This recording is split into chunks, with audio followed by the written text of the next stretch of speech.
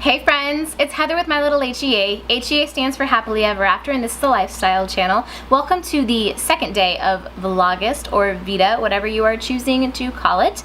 I am posting every single day during the month of August, and I hope you'll continue to join me. Thank you so much for being here. I hope you are looking forward to this video just like I am. Today, we're talking about staycations and how you can have a vacation exactly where you are.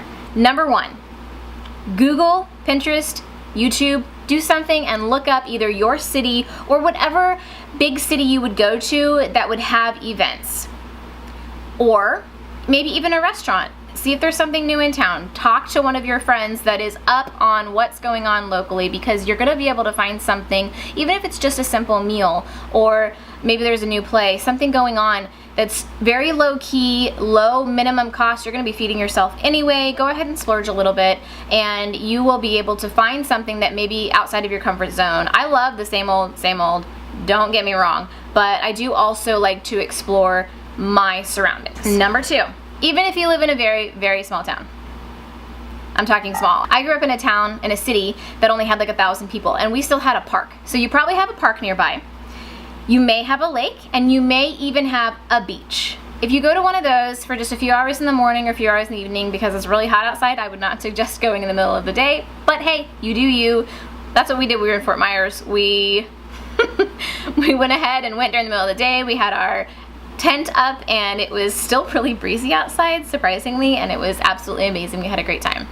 If you just get outside and you spend a few hours outside, it kind of does give you that refreshing, you're breathing in the natural air, you're enjoying nature, and it really is just a fabulous time to spend a morning, an afternoon, an evening, all day long if you're really looking for it. Number three, wherever area you've Googled or looked up on Pinterest or YouTubed, check and see if they have any events going on the day or the weekend that you're looking at going.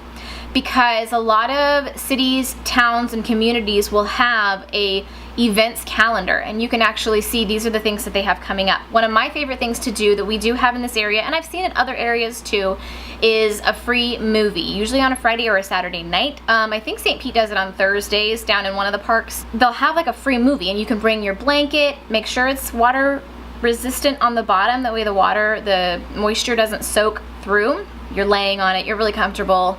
I'm babbling.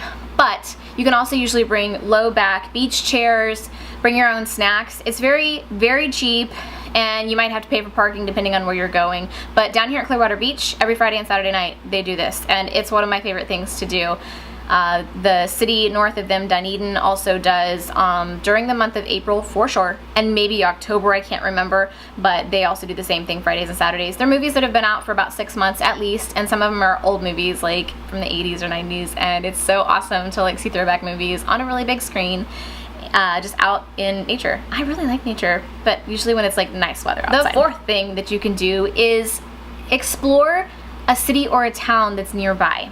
Like I said earlier, Google whatever area you're looking at going to, especially if you live in a big city. Maybe go out and find like a small town that's nearby that has like a farmer's market or something. Just, you know, look and see what's around you that you can utilize and get out of your house. Especially if you own your own home, you're probably at home thinking about all the stuff you have to do. The list goes on and on and on. It's never ending, right?